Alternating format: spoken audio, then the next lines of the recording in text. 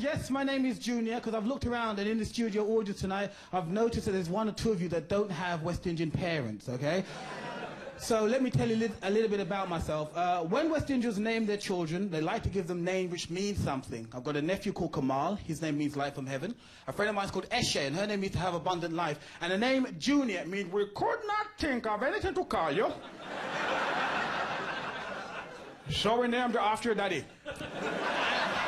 And growing up for me was kind of cool, although the school I went to when I was 5 years old, I was the only black child in the entire school. Now, this wasn't a problem because there was no racism that I could see, although I knew I was different because in assembly, I was the only one that could clap in time. Now,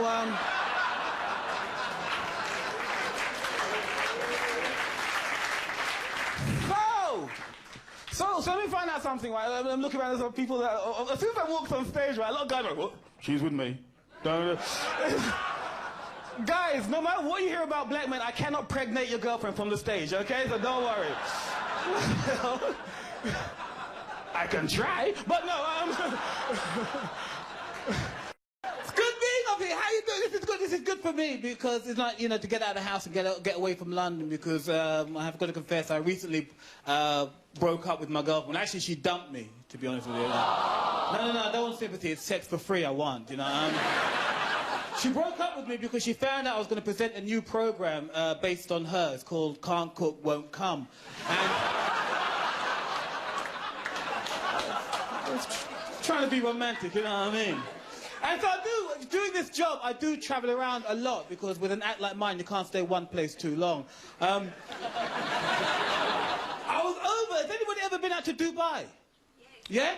Oh, it's a wicked place. I was over there doing some shows, and it's the first time I've seen loads of women wearing that. What's that big black thing that covers them from head to foot? Not me, the other thing. What's that thing? I think it's called a burqa, right? That covers them from head to foot, and the only thing which is exposed to the sun is across their eyes. This is the only part of their body that gets tanned. Do you reckon every time they take a bath, they look like readers' wives? Just a thought. This DJ, what do you reckon? The worst in history? Probably. I think it all hangs in the next song. Now here's one for the lovers. That's quite a few of you. I shouldn't be surprised and a half. And they called it. He's done it. It's official. Worst DJ in the world. I was watching the program last week, right? And you had to go at Garfield's solo. He started it? No, I rang my dad in Jamaica, yeah. Right? That's how upset I was. And I go, Daddy, he had to go. And I go, it's a Garfield song. let that go on my nose. When I see him, I'll go and box him head off his body. So be careful. David, prove to us you're down with the West Indian brother. Come on, do us a bit of a, say, mash it up, bumper clock. Go on. No. Don't say the last part. Just say, hey, boy, are you that? Don't come again. Yeah, boy, are you Dutch? Can I join your side? What's that mean?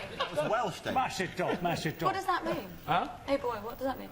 Hey, boy, are you that means that you're the one, big it up, go on, sing, Rastafari, Selassie, I wicked every time. Cha, are you that? It's correct for 3 points. Because I have to confess, I do like going to the movies, right? Not just for the films, but I just love the trailers, because you always got that guy with that deep-arsed Barry White voice doing the announcements. Every movie is the same guy. It's like, they're a young couple.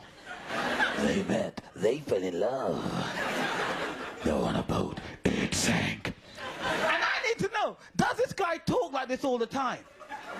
You know, when he's at home talking to his kids, does he go, did you have a good time at school today?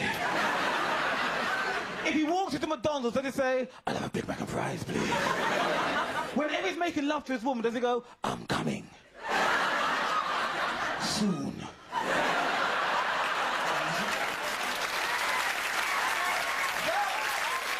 Let's have a little look at the odds. The fat bloke, of course, he is the even money favourite. The landlady, 3 to 1. 4 to 1 is the vegetarian. He looks like he's in need of a good feed. And the model, the clear outsider, 40 to 1. Can she eat it? And can she keep it down? So, Junior. I think, to be honest with you, Eco Man, because he hasn't eaten all day, and he doesn't know when he's going to get his next food. So he might be, you know, eating and storing, like, gerbil style. I'm going to go with Eco Boy. And how much are your 200 quid? Would you like My to stick on? £200, I'm going to go with £35. That will get you 140 quid, I think. Jilly. I'm afraid Junior's quite wrong, because imagine that bit of pastry stuffed up with veg inside. It would either be all sort of, you know, it would be impossible to eat, wouldn't it? It'd be a little bit stodgy. He's got to eat It's not it. a wedding reception. The man has not eaten all day. He doesn't know when he's going to eat again. He lives in a tree. Bling is not fashion, right? It's a way of life. The main rule is it's got to be big, it's got to be brash, it's got to be out there. People have got to look at you and say, money, you know what I mean? Making sure you've got sovereigns, rings all over. Basically, you wear and you're riding your entire bank account. That's pretty bling. This is probably the ultimate bling vehicle. A bling vehicle will get you from A to B, but you get to B very late. Exactly. You need to be laid back, right? Laid back. You can be laid. Almost. Actually, you can get a deck chair in there. That'd be wicked. People got to know that you got money in your pocket, even if you don't. You can have a car like this and still live with your mum. Really? That's the beautiful thing. And that's still cool? That's cool because you'll... Seriously? Exactly, because you'll park your car outside, but you'll also do your laundry. Brothers that I know that would have something like this can't even afford to put the petrol in. They'll have probably a maximum of £7 worth of petrol in at any one time. Well, that would get it about to there. There you have it. Please, please, please, welcome to the stage, the one and only Mr. Junior Simpson!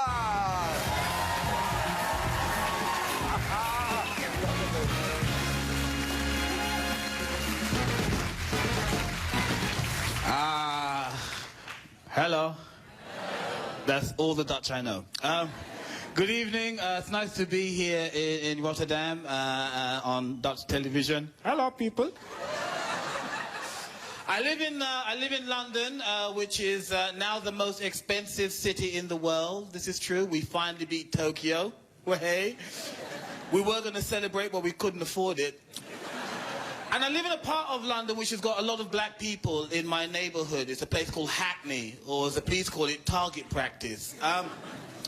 Been there for about 9 years now, and I like it, and I hate it when I have to be away. I was away in Australia last year for a little while. Anybody here been to Australia? No? Oh, you should go.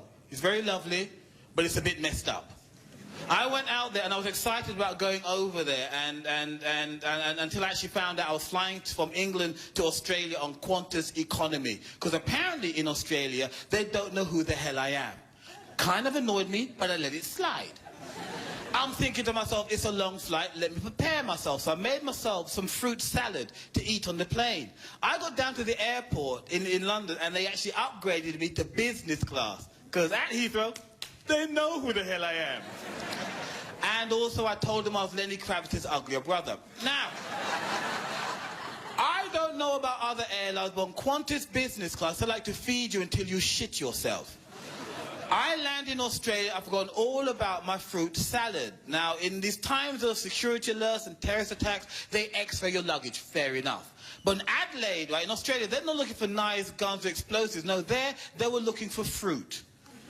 This is true. I didn't know this. I got stopped by quarantine, and the woman said to me, "Excuse me, sir, but what do we have here?" So I says, "Okay, you're new at this job. Back home, we call this a fruit salad. I've just been on a plane for like a week and a half, but don't worry, I'm going to throw it away because it doesn't taste too nice now." She says, "Well, sir, because you didn't declare it, I'm afraid we're going to have to throw it away for you and charge you a little bit of a fine." So I said, "Okay, no problem. Don't make a brother mad. How much is the fine?" 380 euros. 300!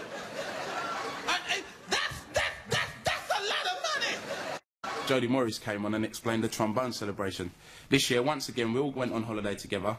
I'm DJing in the clubs, and when I look out across the dance floor, I'm seeing the guys doing this, imitating what I'm doing.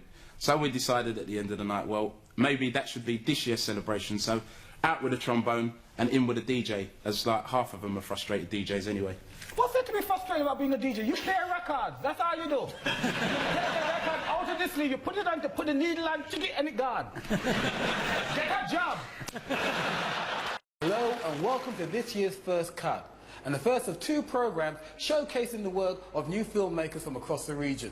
They've been able to bring their ideas to life with the help of Carlton Television, Screen West Midlands, Screen South and EM Media. The theme this year has been diversity, with some amazing films from across the regions reflecting its rich diversity. Check out what's coming up.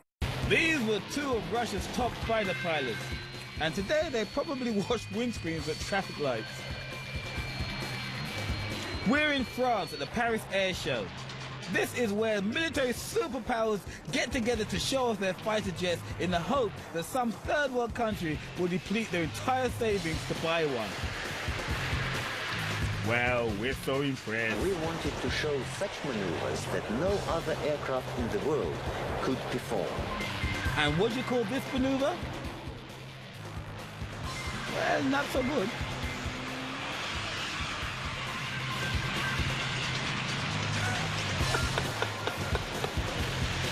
Oh, come on, people. Let's see that again in slow motion.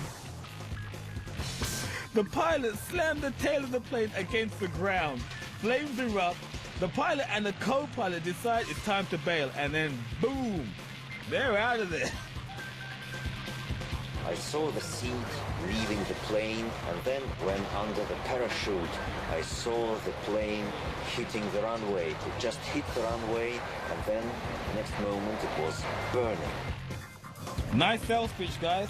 What country wants to buy a jet plane that catches on fire? Well, here's the pilot's take on what happened. I suddenly realized that we were approaching the Earth. I tried to pull the plane out of the maneuver to level it up, but the plane still hit the ground. It was just 1 second after we hit the ground and I saw flames. When I saw flames, I realized that we shall have to eject. They may not be the world's greatest pilots, but they sure know when to bail out. So my advice is, if ever you're at the party with these guys, when they leave, so do you. I don't care whether this is politically correct or not, but I like a sizable woman, you know what I'm saying? Woman with some, yeah, thank you! I don't know about you, but I feel like preaching now. I need a sizable woman. Give me a woman with some chest, woman with some belly. Give me a woman with some ass.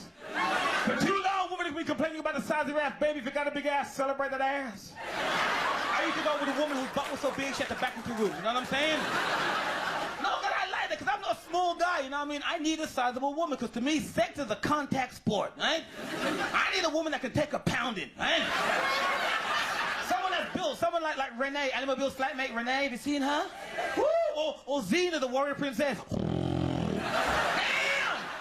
Xena, I'm telling you, Xena is so fine every time she comes on the telly. So do I.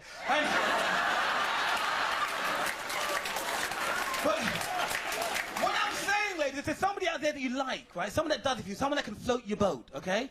Let him know. Especially if it's a black comedian dressed like me. I don't know, right? Because you have to tell us, because we're men, we won't know any other way. The amount of times I've heard women say things like, I don't know how come he doesn't want to fancy him. I'm sure he can see in my eyes. No! We don't see shit, okay? We don't get signals. Our signal is a toothpaste, all right? Listen, most guys are like me. I could have a gorgeous woman, stark naked, walk towards me with Shag Me Now, Junior Simpson, with across her body, and I'll be saying to myself, some lucky bugger's got the same name as me.